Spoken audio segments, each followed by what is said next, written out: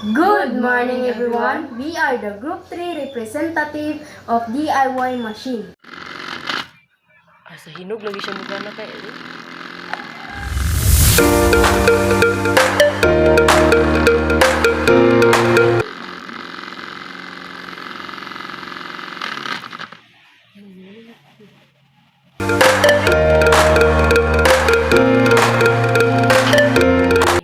Name and purpose of your prototype.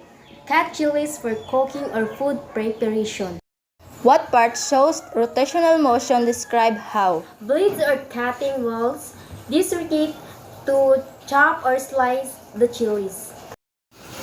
Shaft or spindle. This is the rod that connect the blades to the motor or handle, causing the blades to rotate. Show translational motion. Describe how. Drill bit or cutter movement. In some chili cutting machine, the cutter or drill bit moves downward into the material to create a hole or cut the chili pepper, showcasing transitional motion.